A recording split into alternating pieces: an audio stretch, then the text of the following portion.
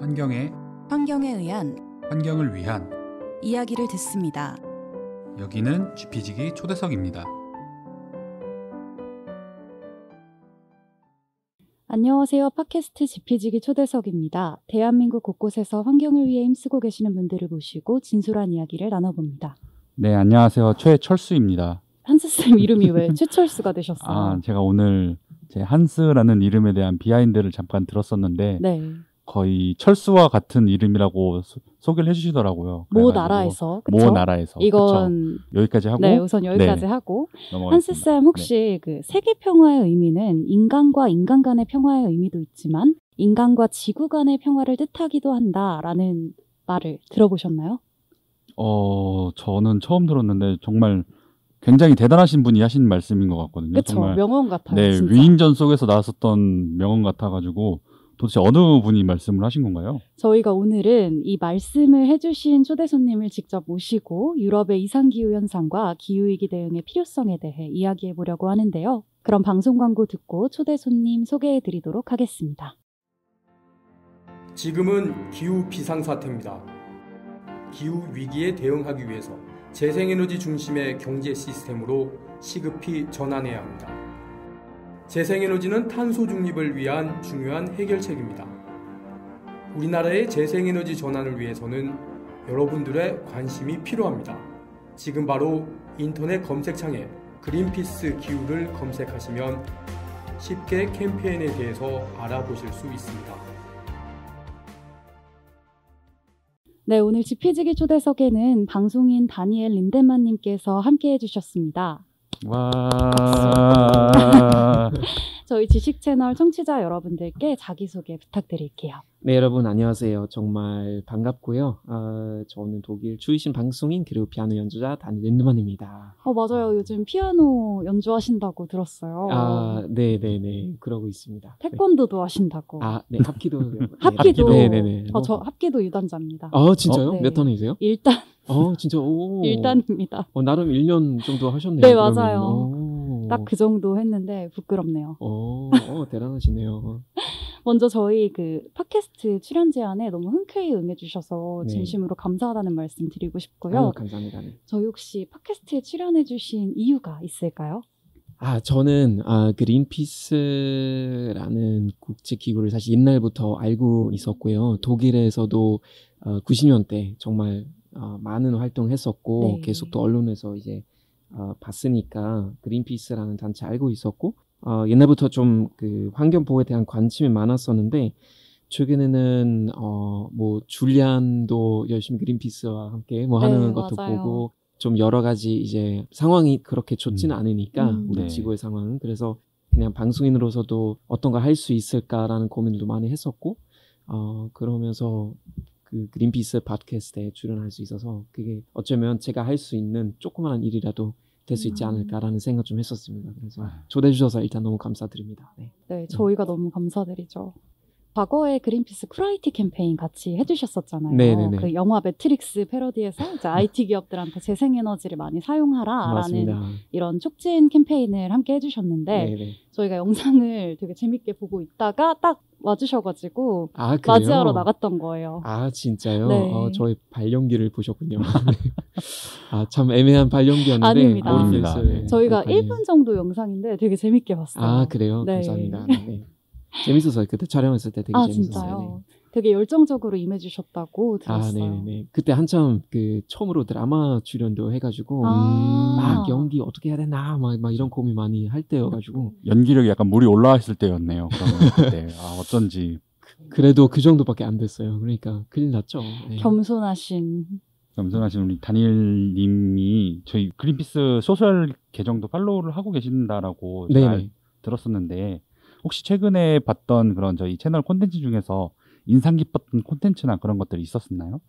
전 계속 맞아요. 이제 소셜 미디어에서 계속 보고 있었는데 네. 최근에 뭐 줄리안 또 같이 영상 채식 관련된 그런 영상도 찍었더라고요. 네, 그래서 맞아요. 저도 얼마 전에 줄리안이랑 이제 다 방송 때문에 그 같이 이제 비건 식당 간 적이 있어서 개인적으로 되게 반가우면서 이제 봤었고요. 그 다음에 얼마 전에 그거 올리셨더라고요. 그러니까 전기차랑 수소차 경제적 어떤 비교. 그런 카드뉴스 제가 했습니다. 철수 쌤이 올리셨어요. 철수 선생님이 했습니다. 네. 네, 한수 쌤의 뿌듯하네요. 네, 훌륭한 그런 포스팅이었는데 저도 되게 많은 거 배워가지고 인상 깊었습니다. 감사합니다. 오늘 일기에 적고 자도록 하겠습니다. 오늘. 그래서 다니엘님이 이런 여러 가지 아까 얘기해 주셨던 채식이라든지 다양한 환경 문제가 있는데 이 중에서도 기후위기에 대해서 특별하게 관심을 갖게 되신 이유가 있으신가요? 저는 어렸을 때 이제 랑겐펠트라는 조그만한 독일 동네에서 이제 자라는데 정말 주변에 숲하고 호수밖에 없는 그런 동네예요. 그래서 저도 어렸을 때 이제 부모님이라든지 지인들한테 환경 교육이라는 말 좀 너무 좀 오버인 것 같긴 하지만 그냥 기본적으로 우리가 자연과 늘 함께 해야 된다는 그런 생각 그분들한테 조금 배웠고 그래서 어렸을 때부터 이제 좀 관심이 있긴 있었는데 정말 이제 기후 위기에 대한 관심 좀 깊숙이 생긴 지 한 2년, 3년 정도 된 것 같기는 해요. 방송하면서 관련된 그런 출연도 하긴 했었지만 제가 몇 달 전에 그 TVN 미래 수업이라는 프로그램이 있었는데 거기서 기후 위기에 대한 그런 발표 있었거든요. 교수님이 나오셔서 얘기했는데 그 사람 정말 딱 한마디가 전 아직까지 너무 기억에 남는데 우리가 그 온난화에 1.5도로 제한하려면은 앞으로 한 7, 8년 정도밖에 시간이 안 남았다고. 그래서 저는 그 말 너무 충격적이었어요. 왜냐면 저도 그 사실을 잘 모르기도 했었고 얼마나 상황이 안 좋은지 이런 것들도 잘 몰랐기 때문에 그런 부분이 좀 개인적으로 인상 깊었고 그리고 타일러 씨도 이제 맞아요. 두 번째 지구는 없다라는 책을 썼는데 그 책을 제가 강릉 그 바다 옆에서 딱 보면서 그러니까 자연 속에서 그 책을 보니까 더 와닿고 그래서 좀 더 약간 관심이 많이 생겼던 것 같아요. 다니엘님께서 지금 정말 다양한 그런 현재의 모습들을 많이 보여주고 계시는데 최근에는 특히 SNS에 7월 18일이었죠. 환경에 대한 내용입니다라는 글과 함께 한 15분 분량의 영상을 올려주셨던 걸로 저희들 모두 보고 되게 감명을 받았거든요. 전 진짜 3번 봤어요. 아 진짜요? 감사합니다. 혹시 이 영상을 아직 못 본 그 청취자분들을 위해서 짧게 소개를 좀 해주실 수 있으신가요? 아 네. 그러니까 간단하게 배경을 알려드리자면 저는 그때 격리 중이었어요. 그때 이제 확진자랑 밀접 접촉이 있어가지고 2주 동안 집에서 격리하고 이런저런 뉴스 계속 보다가 독일에서 홍수 일어나는 것도 보고 많은 충격을 먹었죠 그때는.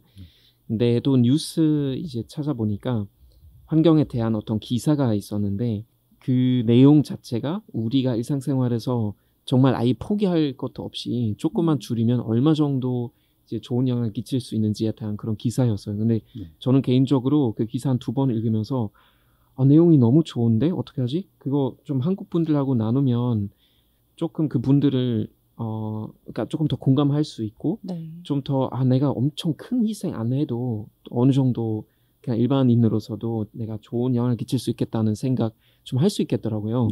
그래서 제가 얼마 전에 이제 다른 친구랑 같이 여행 갔다 왔는데 환경에 대한 얘기하다가 아는 형이 내가 그래봤자 내가 뭘 하겠다고 그거 어느 정도 이제 좋은 영향을 끼칠 수 있을까 무력하게 느껴진 거예요. 그래서 그 친구랑 얘기했던 그런 내용들하고 그 기사 내용 같이 이제 그 영상에서 제가 언급했어요. 근데 뭐 고기 줄이는 거 옷을 좀 덜 사는 거, 그다음에 이동을 특히 이제 국내에서는 비행기 대신에 기차 타는 거 간단하게 진짜 5분의 1 정도만 줄여도 얼마 정도 이산탄소 그 배출을 줄일 수 있는지에 대한 그런 내용이었어요. 그래서 좀 많은 분들이 보고 공감해 주시고 그리고 리포스트 많이들 해주셔서 저야 굉장히 감사했습니다.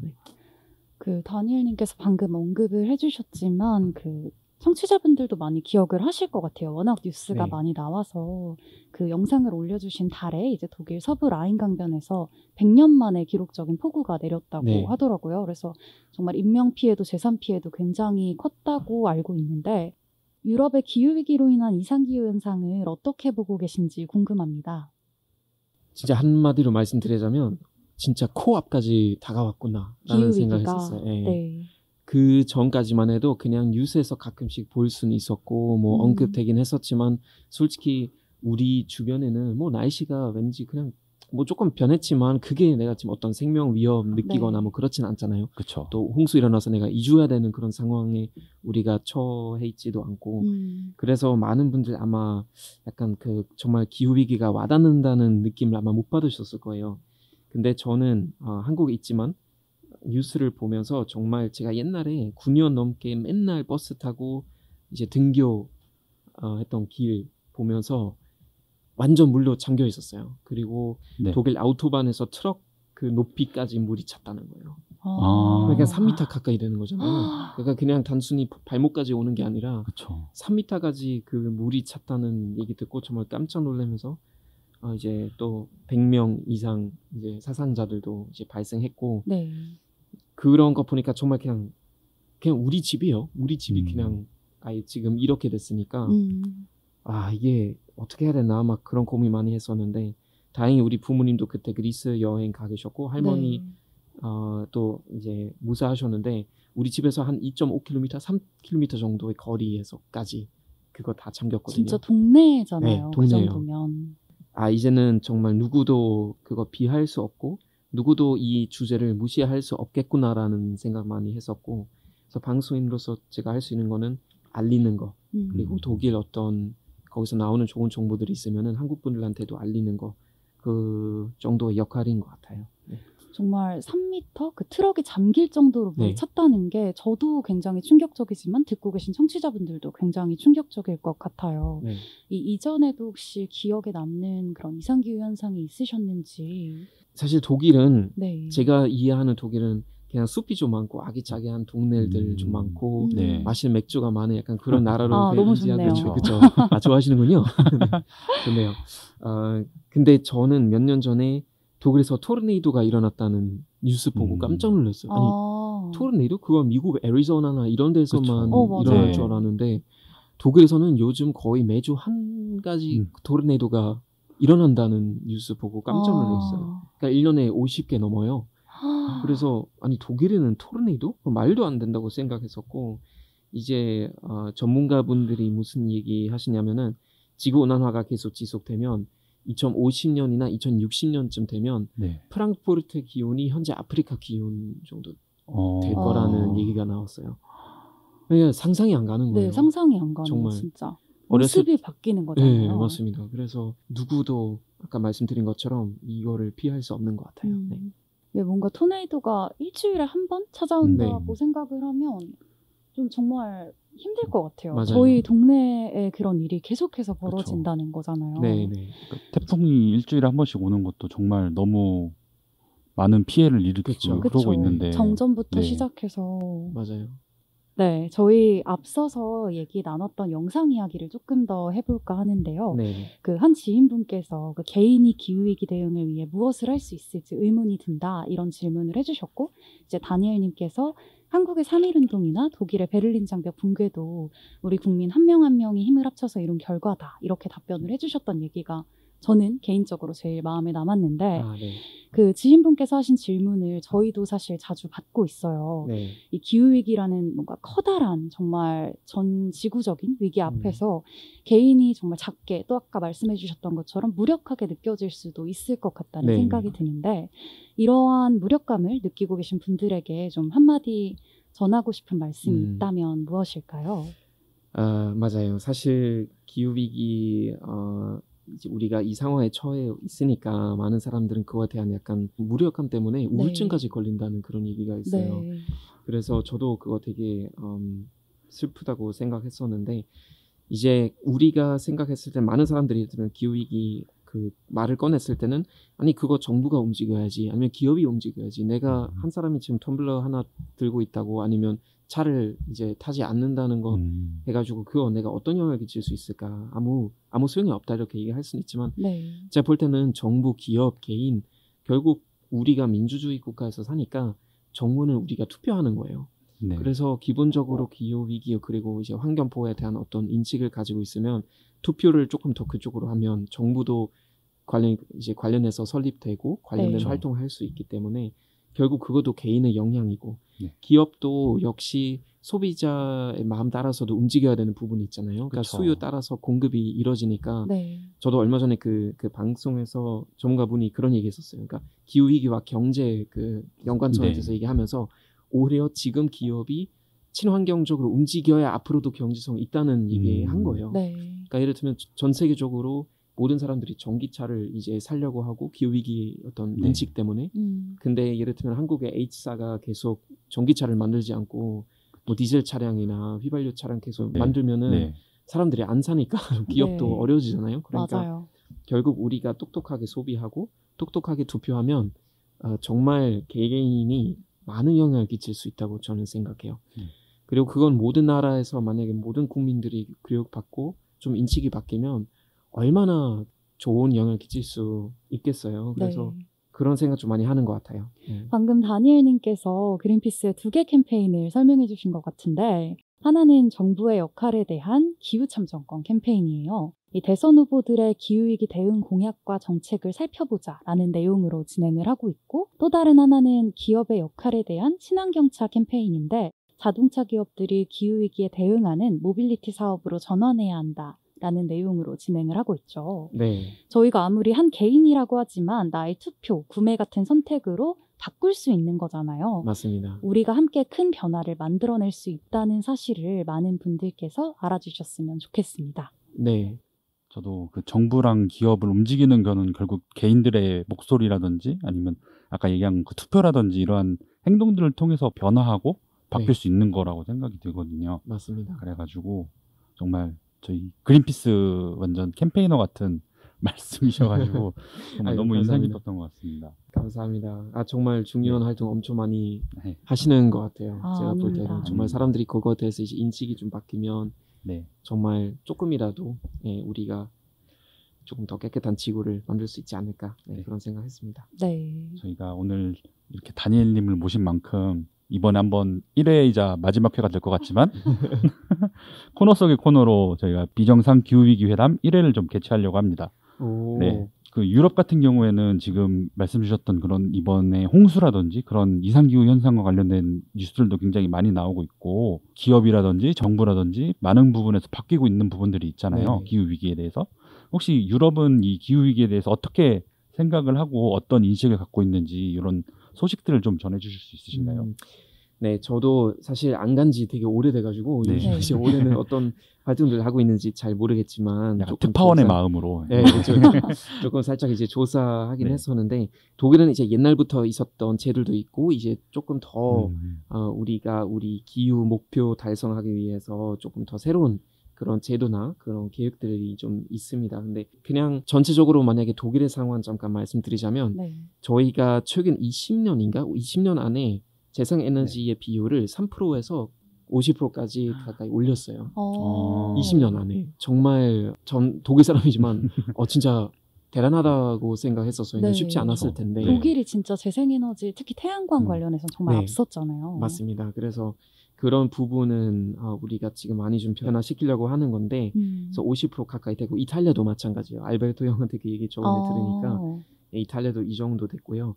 그 다음에 그런 무포장 가게들이 요즘도 한국에서 이제 생기긴 그쵸. 했지만 생기고 네. 있죠. 제가 알기로는 아마 첫 번째 Zero Waste 가게가 2014년인가 그때 베를린에서 생긴 걸로 알고 있어요. 그래서 독일 이제 전국적으로도 많이 생겼고 사람들은 사실 조금 불편할 수도 있잖아요. 내가 그렇죠. 뭐 예를 들면 어떤 액체 살려고 했을 때는 내가 그 통을 직접 가져가야 네. 되고 네. 이런 부분들. 근데 그런 건 오히려 사람들이 굉장히 공감해주고 그런 지로 베이스 가게로 많이 가는 그런 현상 보니까 되게 뿌듯하고 전 개인적으로 그 한국에서도 꼭 도입됐으면 하는 제도인데 옛날에 방송에서 얘기했지만 이제 판트 제도라고 있어요. 펀트 제도? 판트 제도. 그러니까 뭐냐면은 페트병 보증금 제도예요. 그러니까 저희가 페트병 어디 마트에서 구입했을 때 일부러 조금 더 비싸게 사요. 네. 그러면서 그 페트병 쓰고 버리지 않고 쓰레기통에다가 버리지 않고 집에서 모아놨다가 네. 한 번에 다시 마트로 갖다 주면 네. 이제 자판기에 넣고 영수증 받고 그거 가지고 이제 계산대로 가면 돈을 돌려줘요. 네. 약간 지하철 카드 그쵸. 같은 맞아요. 일회용 카드 네, 느낌이에요. 맞아요. 그런 개념이에요. 그래서 우리가 이런 식으로 그 페트병 쓰레기 많이 이제 줄일 수 있는 그쵸. 그런 거 나와가지고 사람들도 심지어 이제 그냥 그런 거 어디 버리는 사람들이 있으니까 네. 자전거 타고 동네 돌면서 아. 그 모으는 사람들이 있어요. 아. 그걸로 이제 용돈 벌기도 그쵸. 하고 저희가 예를 들면 기차도 다닐 때 가끔씩 이제 좀 노숙자분들이 기차를 타고 그런 페트병을 네. 이제 찾고 계세요. 네. 그러면은 제가 만약에 음료수를 먹다가 그냥 쓰레기통 버리지 않고 그분이 지나면 아 제가 드릴게요 하면은 그분한테도 이제 돈이 생기고 네. 그래서 그런 제도가 좀 좋고 그 다음에 프라이부르크라는 도시가 독일에서 좀 친환경 도시로 되게 유명해졌는데 네. 네. 거기서 어떤 거 있냐면은 이제 우리가 사실 뭐 텀블러 들고 다니는 건 너무나 좋지만 좀 네. 불편할 때도 있잖아요. 그렇죠. 그래서 일반 종이컵 주긴 하는데 이것도 똑같이 보증금 주면서 이제 다시 돌려주는 그런 제도가 있어요. 그러니까 예를 들면 내가 A 빵집에서 빵이랑 커피 샀는데 네. 그러니까 그 커피를 종이컵에다가 받고 마시고 B 마트 가서 그 컵을 거기서 다시 제출하면 그 사람들이 다시 이제 재사용할 수 있는 거죠. 아. 네. 그런 제도도 이제 일어났고요. 그리고 저도 개인적으로 이거 되게 좀 인상 깊었는데 쓰레기 봉투인데 우리가 쓰레기 봉투도 다 쓰레기 되기도 하잖아요. 네, 그렇죠. 그쵸. 근데 비닐이죠. 그 음식물 쓰레기 담을 수 있는 봉투인데 음식물 쓰레기 거기서 담아놓고 땅에다가 묻어버리면 봉투에서 채소가 자라요. 그러니까 신기해. 적혀져 있어. 뭐 예를 들어 토마토, 오이 뭐 이런 거 있으면은 봉투별로요? 봉투에 예. 그래서 봉투에 씨앗이 있는 거예요. 네, 맞아요. 오. 그리고 그 신기하다. 봉투도 이제 그냥 일반 플라스틱이 아니라 네. 그 뭐라고 하죠? 약간 생분해. 예, 네. 맞아요. 생분될 수 있는 그런 봉투라서 거기 심지어 야채 같이 자라요. 그래서 그런 것도 생겼고요. 그게 그래서 어떻게 되게- 보면 자연적인 비료 역할을 또 맞아요. 하는 거네요. 네네네. 그래서 이런저런 좋은 제도들이 많이 생겼는데 네. 근데 아직도 갈 길이 멀죠. 독일도 오랫동안 석탄에 많이 의존했었고 이제는 점점 다 폐지하는 추세이긴 하지만 저희도 그 탄소 중립 2045년에 네. 네. 그때 잡았으니까 사실 마음 같아서는 훨씬 더 빨리 했으면 좋겠지만 쉽진 않죠. 기업들도 아마 많이 반대하기도 하고 하니까 갈 길이 아직 먼 것 같습니다. 딱 네. 다니엘님이 얘기를 해주셨는데 독일이 2045년 탄소 중립 얘기를 했고 네. 이제 한국 같은 경우에는 2050년 탄소 중립을 이야기를 했어요. 네네. 그래서 저희 같은 경우에는 이제 2050 넷제로 목표가 말뿐이 아니라 정말 실천이 돼야 한다라고 하면서 정부에 두 가지를 요구를 하고 있는데 네네. 하나는 2030년 온실가스 감축 목표와 이제 2050년 온실가스 배출 목표에 이러한 2050 넷제로 목표가 반영이 돼야 된다. 이게 네네. 첫 번째고 두 번째는 이 목표를 구체화할 수 있는 로드맵 수립이 반드시 이뤄져야 한다라고 강조를 하고 있는데요. 네. 이 독일 같은 경우에는 조금 더 한 발 앞선 것 같아요. 재생에너지 보급률도 그렇고 넷제로 목표 자체도 그렇고 좀 이러한 목표를 달성하기 위해서 어떤 정책적인 변화가 있는지도 궁금하거든요. 맞아요. 그러니까 독일은 이제 2045년까지 방금 말씀하신 것처럼 이제 탄소 중립 목표를 세웠는데 저희가 2030년까지 1990년에 비해서 탄소 배출을 65%로 줄이겠다는 약속했거든요. 그런 목표 이제 달성하기 위해서 여러 노력들 이제 하고 있는데 네. 그래서 지금 그 기후 목표를 우리가 달성할 수 있게끔 어떤 모니터링 태스크포스 같은 것도 생겼고요. 그래서 그 태스크포스가 2년마다 이제 계속 보고하는 거죠. 우리가 잘 하고 있는지. 그리고 저도 이제 독일 정부 그 홈페이지 들어가서 보니까 올해 6월부터 거의 한 8조 유로 이제 투자하는 프로그램이 생겼는데 네. 사실 그 기후 위기를 해결하거나 아니면 좀 친환경적으로 활동하기 위한 노력하려면 여러 가지 분야가 커버돼야 되잖아요. 네. 그래서 어떤 분야들이 있냐면은 뭐 산림 보호, 그렇죠. 그 다음에 친환경적 이동, 그리고 지속 가능한 수소 사용, 그리고 친환경적 건설 여러 가지 분야들이 거기 이제 커버되는 거예요. 그러니까 특히 중요한 분야들이 다 있네요. 네네네. 건설 부분도 저도 사실 생각 못했는데 정말 많은 에너지 낭비. 네, 이산화탄소 되니까. 배출이 엄청나다고 맞습니다. 하더라고요. 그래서 그것도 앞으로 이제 돈 많이 들겠지만 그 돈을 투자하고 더 이제 친환경적 건설하기 위해서도 이제 노력들 하고 있더라고요. 네, 그래서 독일 정부 같은 경우에는 이런 정책들이 있다 이런 것을 다니엘님이 잘 설명을 해주셨는데 한국에서 체감하는 그런 기후 위기에 대한 인식에는 어떠한 차이점이 있으신가요? 선호 순위가 조금 다른 것 같아요. 선호하는 순위가 선호하는 다르다. 순위 자체가. 그러니까 독일에서는 옛날부터 어느 정도 좀 많이 언급되긴 했지만 한국은 지금 정말 많이 변했고 많은 분들도 그 기후 위기에 대한 관심을 가지고 계시는 것 같은데 네. 아직까지는 경제 개발, 그렇죠? 그리고 어느 정도 자연보다 인간이 당연히 먼저라는 그런 생각들 많이 하기 때문에 네. 아직까지는 독일이 조금 더 앞서가고 있는 것 같지만 한국은 한번 인식이 생기면 엄청 빨리 변하는 나라잖아요. 그래서 그렇죠. 제가 볼 때는 정말 시간 문제인 것 같고 사실 그런 보호를 좀 실행하고 기후위기라는 것이 그 정치적으로 봤을 때는 좀 우선순위 돼야 되려면은 일단 나라가 좀 잘 살아야 되는 것 같아요. 제가 볼 때는 경제적으로 든든해야지 거기 이제 그렇죠. 투자할 여유가 생기니까. 네. 그래서 제가 볼 때는 그런 차이들이 좀 있지만 점점 그 격차가 좁아지는 것 같아요. 예. 한국은 제가 볼 때는 시간 문제인 것 같고 앞으로는 더 많은 사람들이 또 관심을 가져주시겠죠.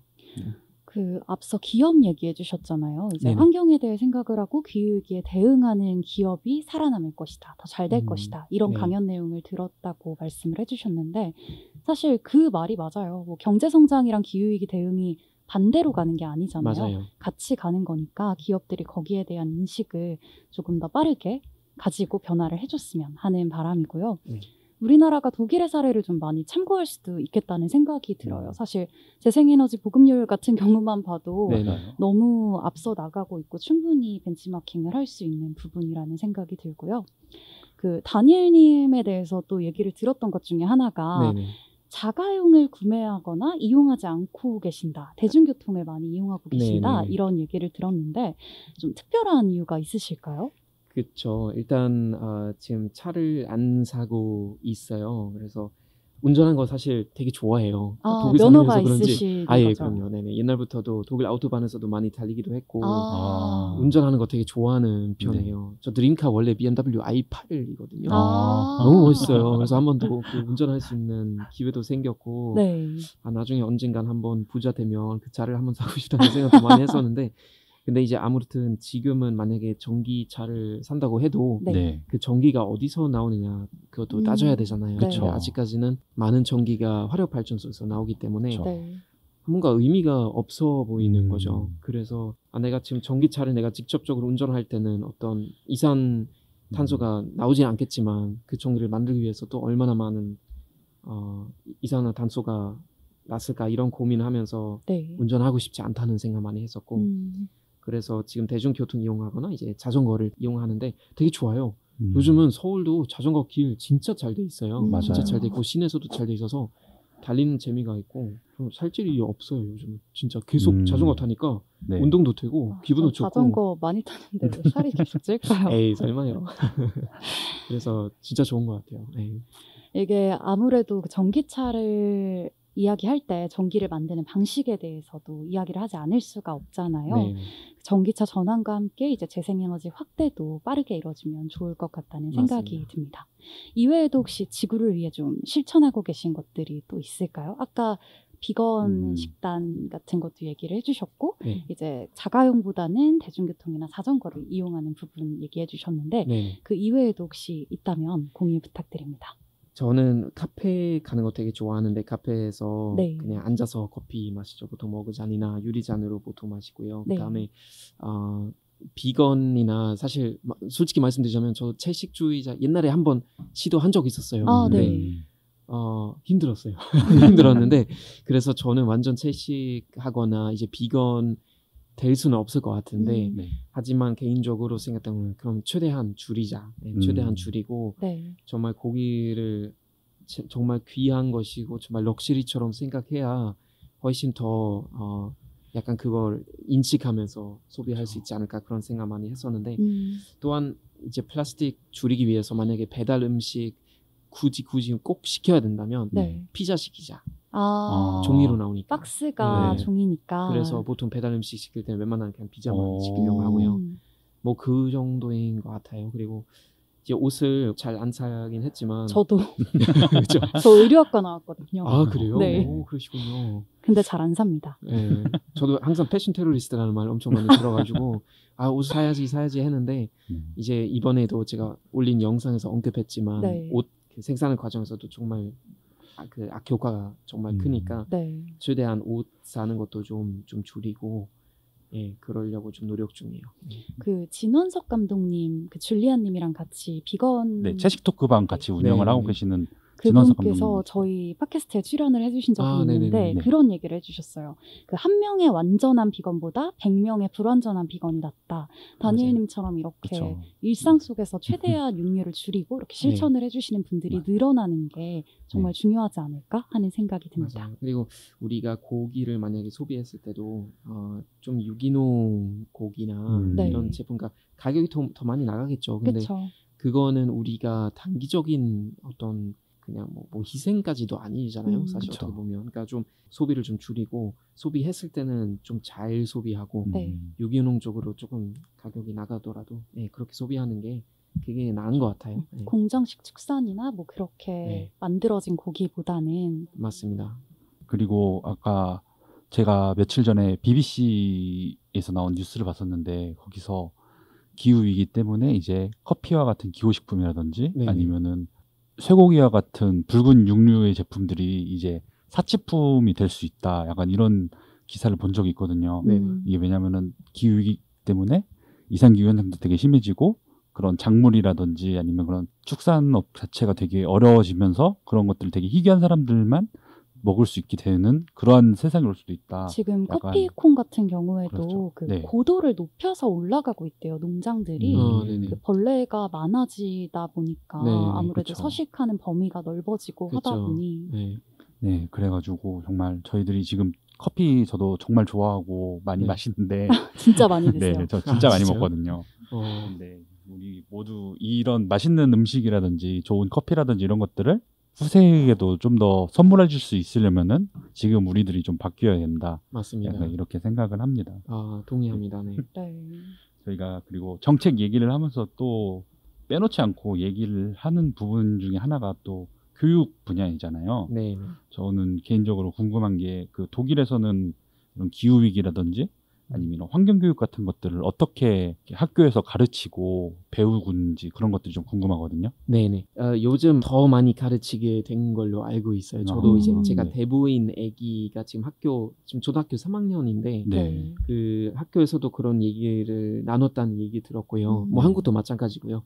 그래서 이런 면에서는 이제 교육적으로도 정말 많이들 이제 얘기하고 있는 것 같은데 제가 기억했을 때는 전 아마 1998년인가 99년쯤에 학교에서 물리학 수업에서 네. 재생에너지에 대한 아. 영상을 처음으로 봤어요. 오, 신기하다. 네, 선생님이 그 영상 틀어줬는데 좀 이상한 선생님이었는데 근데 영상 너무 좋았어요. 영상 진짜 좋았어요. 그래서 네.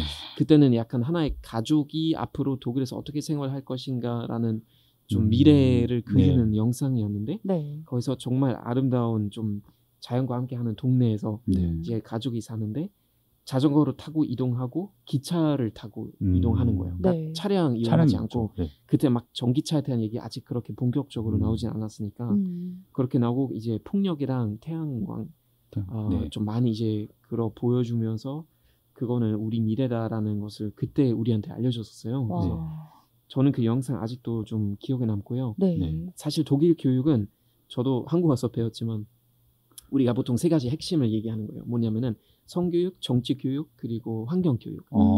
성교육은 나와 나의 관계인 거고요. 네. 정치교육은 나와 남의 관계 그리는 거고 환경교육은 지구와 나의 관계를 그리는 거죠. 그러니까 그걸로 멋있다. 다 커버된다는 거죠. 그렇죠. 그래서 그 말 저도 한국 교수님한테 들었지만 네.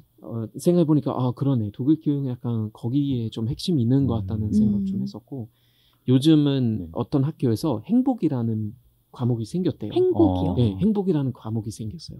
행복이라는 과목이 있다는 얘기는 처음 들었어요. 네. 동의할 수 없습니다. 어떻게 교과목이 행복일 수가 있는 거죠? 학교의 수업이? 너무 모순이죠. 네. 그렇죠? 근데 그게 저도 조사하다가 이제 알게 되는 건데 처음 어떤 선생님이 처음으로 그 과목을 좀 출시하자고 이제 제안했었고 그 학교 생기다가 점점 많은 학교에서 지금 생기는 거예요. 근데 그 과목에서도 언급되는 거는 결국 우리가 앞으로 인간으로서 행복하게 살려면은 깨끗한 환경, 깨끗한 지구와 함께 해야지 그거 가능하다는 그런 얘기들도 하고 있고요. 그래서 아이들 이제 어린 나이부터 그런 인식이 많이 생기는 것 같기는 해요. 행복이라는 그 교과목이 있다라는 것도 되게 새로운 처음 들었던 이야기인데 네. 그 행복하기 위해서는 환경이라는 내용을 공부해야 된다. 그런 관점 자체가 너무 새로운 것 같고 네. 진짜 신선한 네, 것 같아요. 인상 깊은 것 같습니다. 그래서 최근 독일에서 그렇게 기후위기 관련해 가지고 재밌었던 논의가 있었다고 들었어요. 네, 맞습니다. 저도 좀 놀랐었어요. 네. 약간 좀 우프다라고 할 수 있는 그런 상황이었던 것 같은데 네. 저 이제 아시다시피 독일에서 아우토반 있잖아요. 독일 네. 고속도로. 엄청 유명하죠. 예, 유명하죠. 근데 달리는 재미가 있죠. 왜냐면은 좀 중간중간에 무제한 구역들이 있어요. 속도 무제한으로 그냥 달릴 수 있는 것들. 저도 뭐 옛날에 뭐 230까지도 한번 달려보고 막 그랬었는데 와. 정말 재미있지만 환경에 안 좋겠죠. 그래서 독일이 이제 어느 정도 우리 기후 목표를 달성하기 위해서 아우토반 물론 우리 역사고 우리 자부심이지만 좀 제한 속도를 아예 전반적으로 둬야 되지 않을까 이런 얘기 나왔어요. 그러니까 네덜란드처럼 뭐 130km 그 네. 이상 못 그쵸. 달리게 하는 그런 정책 내려고 했었는데 국민들이 다 반대했어요. 그거 모든 건 다 괜찮으니까 그 하나 빼가지 말자고. 약간 우리한테 너무 중요하고 이제 좀 그러니까 그렇죠. 사실 다른 친환경적 정책도 다 좋은데 그거 하나 하지 말자 해가지고 좀 약간 좀 웃음이 나왔는데도 한편으로도 좀 슬프기도 하고. 근데 이제 전기차 같은 경우에도 제로백에서 정말 뒤처지지 않는 네, 브랜드들이 그쵸. 많이 나오고 있잖아요. 맞아요. 그래서 전기차로 바꾸고 네, 또 그 그쵸. 전기도 우리 재생에너지로. 화석연료 말고 그쵸. 재생에너지로 해서 열심히 달리면 또 괜찮지 않을까 맞아요. 하는 생각이 네, 제일 좋은 드는데요. 생각인 것 네, 같습니다. 재생에너지로 만든 전기로 달리는 전기차가 그게 가장 좋은 그쵸. 해결책이 되는 맞습니다. 거죠. 네, 맞습니다. 네. 이런 세상이 올 수 있도록 이게 다니엘님이라는 이제 어떤 활동을 조금 하실 예정이신지 청취자분들에게 좀 짧게 소개해 주시면 좋을 것 같아요. 네. 네. 저는 이제 뭐 여러 가지 활동들 하고 있지만 환경을 위한 활동을 조금씩 제가 할 수 있는 선에서 방송인으로서 제가 할 수 있는 선에서 조금 해야겠다는 생각 좀 많이 했었어요. 아까 말씀드린 것처럼 우리가 지구온난화를 1.5도로 제한하려면 앞으로 7, 8년 정도밖에 시간 안 남았으니까 이제는 정말 할 수 있는 모든 것들 네. 좀 최대한 좀 하려고 하는 건데 물론 저도 여러분들처럼 이렇게 훌륭하게 활동할 수 있는 그런 상황 지금은 아니지만 할 수 있는 선에서 좀 최대한 좀 인식을 키우고 좀 독일 어떤 상황도 이제 좀 전해드리고 그러면은 다 같이 좀 손잡고 활동할 수 있지 않을까 네, 그런 생각 좀 많이 하고 있습니다. 그래서 좀 중간중간에 약간 다리 역할 좀 해야겠다는 생각하고 있습니다. 지금. 네. 이미 사실 저희가 보기에는 너무 훌륭하게 활동을 해주고 계셔서 네. 저희가 너무- 오히려 배우는 점이 정말 아닙니다. 많은데요. 감사합니다. 너무 훌륭한 다리이신 것 같습니다. 8차선 다리 정도 되신 것 같아요. 감사합니다. 네, 오늘은 방송인 다니엘 린데만님과 유럽의 이상기후 현상 그리고 기후위기 대응의 필요성에 대해 이야기해봤는데요. 그럼 방송 광고 듣고 마무리하도록 하겠습니다. 그린피스 자원봉사를 만나고 자원봉사가 재밌어졌다. 그린피스 자원봉사 함께하고 좋은 변화가 시작됐다. 플라스틱 제로 해양보호부터 기후위기 대응까지.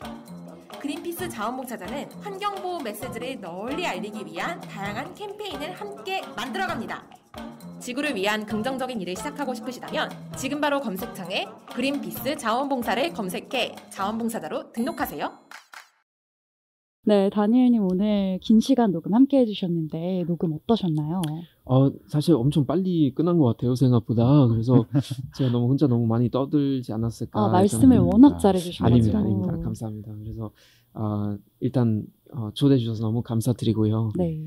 옛날에 이제 또 같이 작업했던 그런 추억도 있으니까 네. 개인적으로 나와서 너무 좋았고 앞으로도 같이 함께 할 수 있는 기회가 있으면 너무 좋을 것 같습니다. 저도 SNS를 통해서라도 좀 열심히 환경을 위한 활동 좀 하도록 하겠습니다. 오늘 한스쌤은 어떠셨나요? 다니엘님 진짜 저도 비정상회담 진짜 너무 많이 보고 네. 되게 좋아하는 프로그램이었었는데 거의 거기서- 안 본 사람이 없지 않을까요? 그쵸. 대한민국에? 그때 저희들 진짜 그때 봤던 느낌이어가지고 오늘 너무 신기했고 약간 숨은 팬심을 가지고 녹음을 했던 것 같습니다. 그리고 감사합니다. 네, 아까 그런 환경이라든지 이런 여러 가지 기후위기 이슈에 대해서 다리가 되고 싶다라고 열심히 하셨는데 아우토반 같은 속도 제한 없는 도로로 그런 다리가 될 수 있기를 기원하고 그리고 앞으로 저희들하고 좀 더 다양하게 또 같이 이야기할 수 있는 그런 기회가 있었으면 좋겠습니다. 네, 저는 오늘 다니엘님께서 해주신 말씀 중에 그 기후위기는 결국 우리 모두의 미래가 될 것이다 라는 이야기가 가장 마음에 남는데요. 지금은 정말 전 세계가 한마음 한뜻으로 기후위기 대응에 박차를 가해야 할 때가 아닌가 싶습니다. 정말 누구나 피해자가 될 수 있는 상황이잖아요. 오늘 끝까지 함께 해주신 청취자 여러분, 그리고 오늘 함께 해주신 다니엘님, 한스쌤 감사합니다. 감사합니다. 감사합니다.